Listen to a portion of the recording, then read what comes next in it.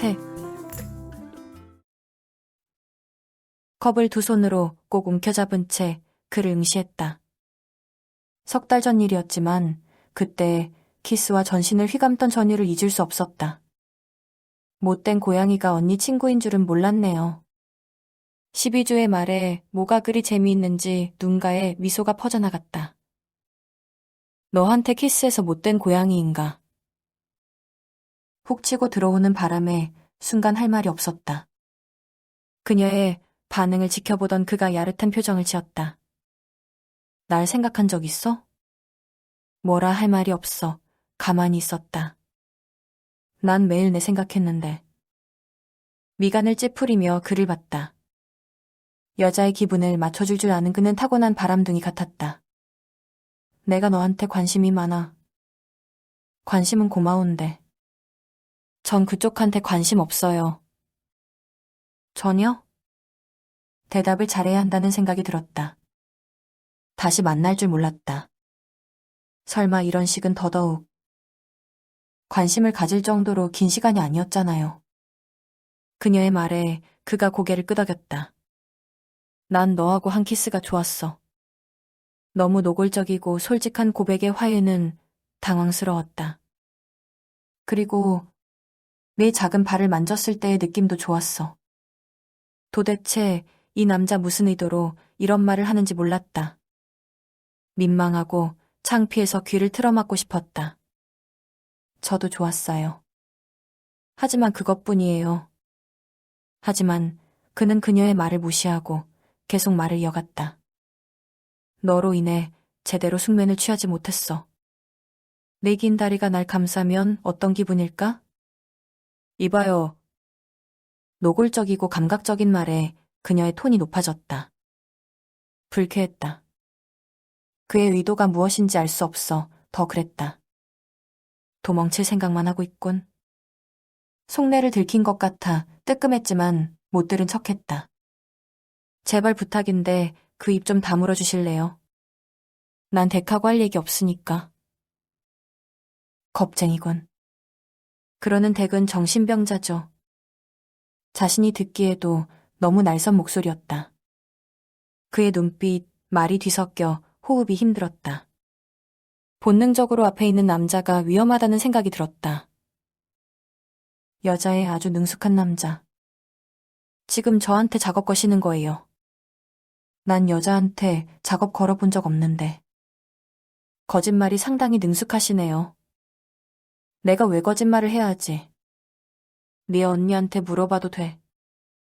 내 관심을 끌려고 하는 여자는 많았지만 내가 관심을 가진 여자는 대부분 섹스 때문이었지. 보통 정신으로 듣고 있기 민망할 정도였다. 너무 노골적이라 듣고 있는 게 불편해서 견딜 수 없었다. 그래서? 저도 그런 남녀 사이의 섹스는 때려야 뗄 수 없는 가장 원초적이고 기본적인 것이야. 덱 주위에는 그런 분들밖에 없나 보죠. 경멸을 담은 목소리에 그가 킥 소리를 내며 웃는데 기분이 상당히 나빴다. 그리고 그런 자랑은 다른 사람한테나 하세요. 내 말을 안 믿는 거야? 자신이 믿고 안 믿고가 문제가 아니었다. 저에 대해 뭘 아는데요? 그리고 이런 상황에서 덱 말을 내가 왜 믿어야 하죠? 그럴 줄 알았어. 믿지 않아도 상관없는데 너한테 끌려. 너무 솔직히 당황스러웠다. 그리고 자신의 기분과 상관없이 심장이 두근거렸다. 하지만 그는 자신의 남자가 아니었다. 그는 활활 타오르는 불길 같았다. 모조리 태워버릴.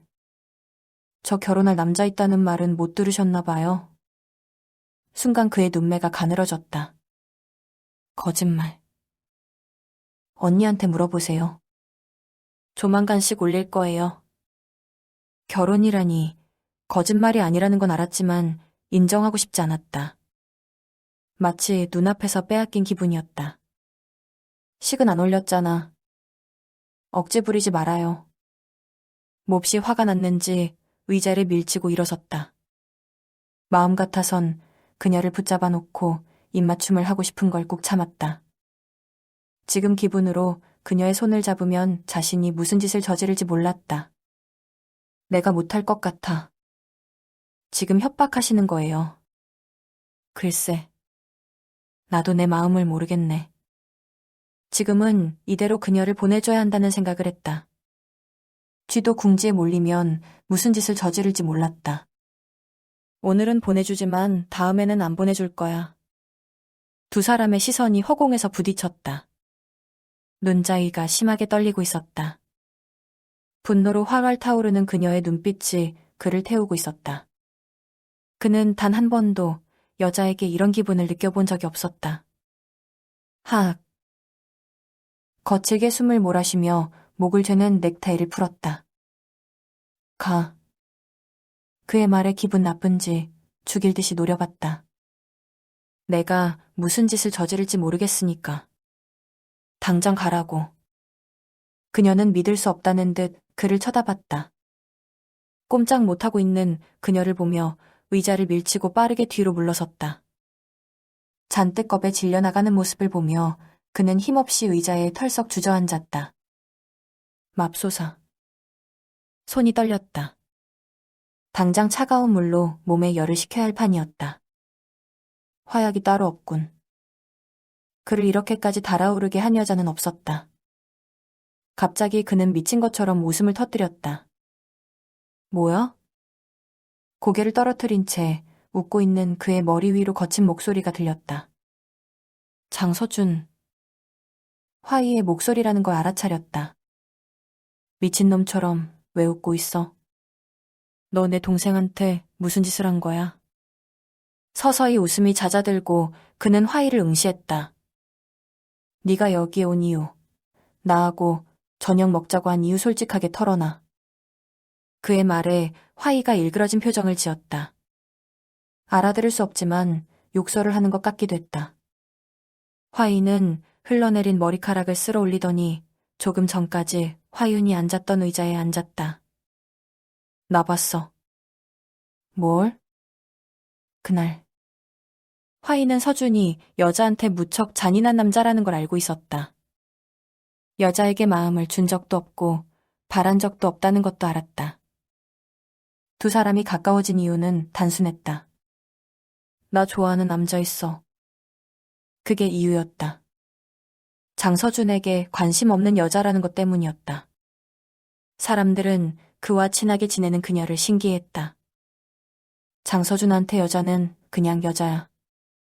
너도 그 파티에 참석했어? 서준의 물음에 고개를 끄덕였다. 목적이 뭐야? 당장 털어놓고 싶었지만 지금은 때가 아니었다.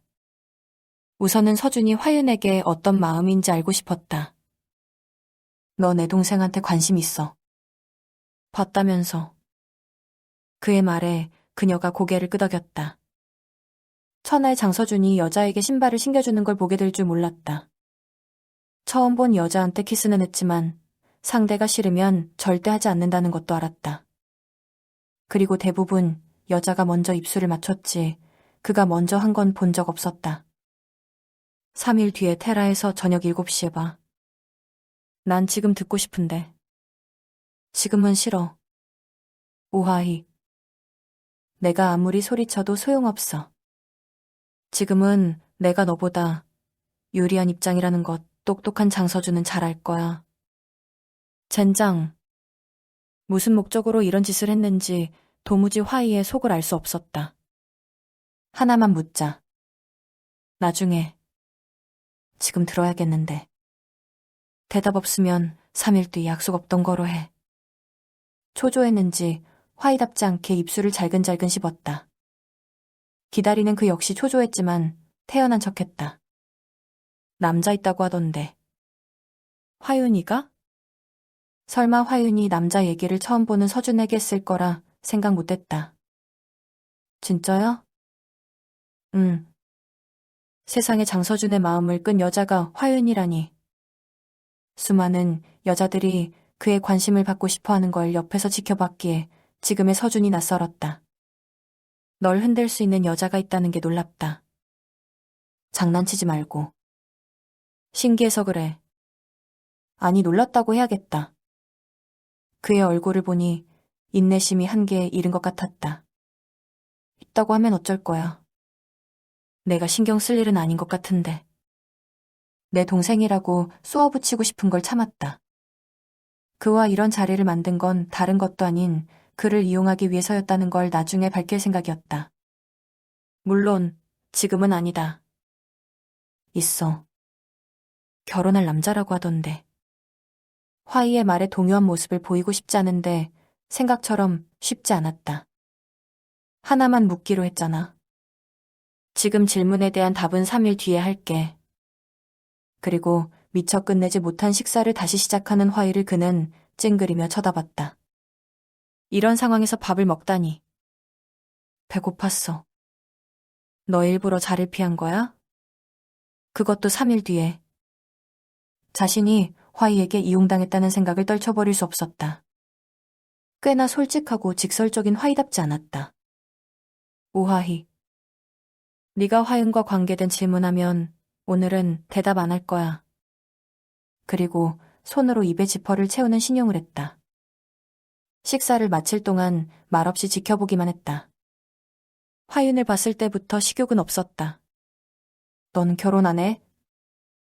식사를 마친 화이에게 묻자 말없이 그를 응시했다. 내가 묻고 싶은 질문인데. 입가를 냅킨으로 닦으며 의자의 등을 편하게 기댄 화이는 서준을 봤다. 싸가지 없고 무뚝뚝하며 여자와 즐길 때는 확실하게 하지만 헤어질 때는 냉혹하다는 걸 들었다.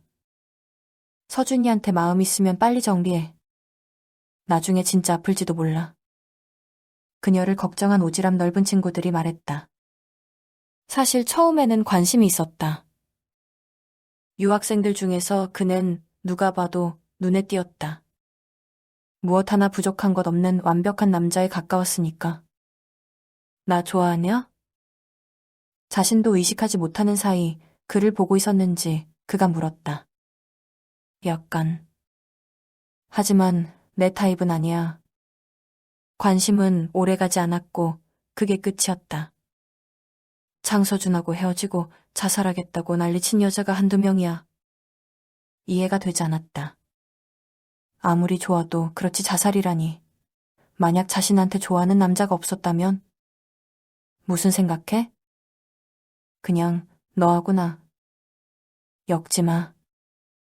나 너하고 절대 남녀 사이 되고 싶지 않아. 나도. 그러는 넌 왜 결혼 안 해? 지금도 너 좋아하는 여자 많은 걸로 알고 있는데 얼마 전까지만 해도 연예인 중에 꽤 인기 있는 여자. 쓸데없는 소리 하지 마. 자기 얘기는 진짜 듣기 싫어했다. 장 회장님이 내 신부감 물색한다는 소문 돌더라. 그게 하루 이틀이야. 이 바닥에서 유명한 얘기였다. 서준은 맞선 본자리에 나가 번번이 퇴짜를 놓기 일쑤였다. 워낙 조건이 좋다 보니 그를 눈여겨본 집안이 많았다. 능력, 돈, 인물, 부럽다. 그녀의 말에 그가 피식 웃었다.